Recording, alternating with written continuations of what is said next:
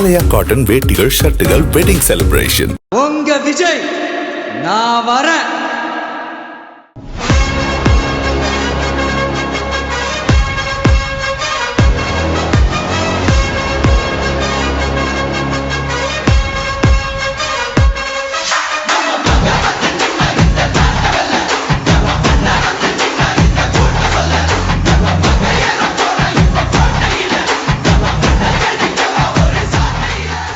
தமிழக வெற்றிக் கழகத்தின் தலைவர் விஜய் ஒவ்வொரு வாரமும் சனிக்கிழமையன்று காலையில் ஒரு மாவட்டம், மாலையில் ஒரு மாவட்டம் என தனது தேர்தல் சுற்றுப்பயண பிரச்சாரத்தை மேற்கொண்டு வந்தார்.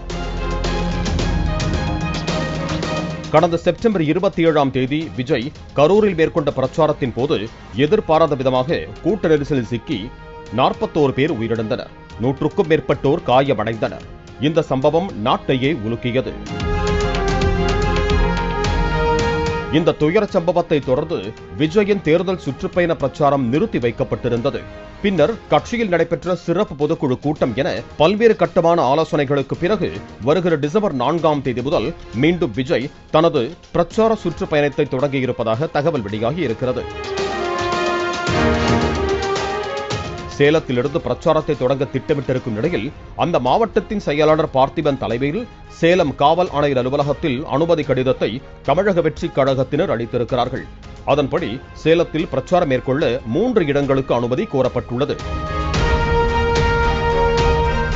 கரூர் துயரச் சம்பவத்திற்கு முன்பு ஒவ்வொரு வார சனிக்கிழமையின் போதும் காலையில் ஒரு மாவட்டம், மாலையில் ஒரு மாவட்டம் என விஜய் செல்வதற்காக திட்டமிடப்பட்டிருந்தது. ஆனால் தற்போது வாரம் 2 முறை விஜய் பிரச்சாரத்தில் ஈடுபடுவார் எனவும் மீண்டும் பேருந்து மூலமாகவே விஜய் சுற்றுப்பயணம் செய்ய திட்டமிட்டிருப்பதாகவும் தகவல் வெளியாகியுள்ளது. இதற்கு முன்பு வார இறுதி நாட்களில் மட்டுமே விஜய் பிரச்சாரம் செய்து வந்த நிலையில் தற்போது வார நாட்களில் பிரச்சாரம் செய்ய திட்டமிட்டிருக்கிறார். வார இறுதி விடுமுறை நாட்களில் பிரச்சாரம் செய்தால் கூட்டம் அதிக அளவில் வரும் என்பதால் அதை தவிர்க்கும் வகையில் வார நாட்களில் பிரச்சாரம் மேற்கொள்ள திட்டமிடப்பட்டுள்ளதாக கூறப்படுகிறது.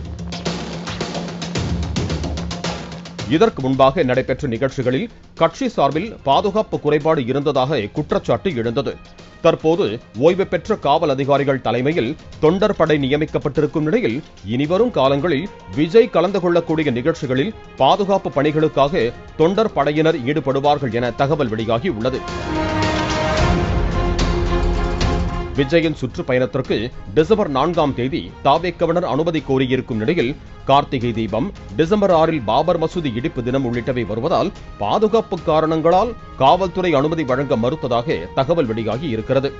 இதனால் தவேகவினர் மாற்று தேதியை குறிப்பிட்டு மீண்டும் அனுமதி கடிதம் வழங்க முடிவு செய்திருப்பதாக கூறப்படுகிறது. பாலிமர் செய்திகளுக்காக செய்தியாளர்கள் யுவராஜ் மற்றும் மகேந்திரன்.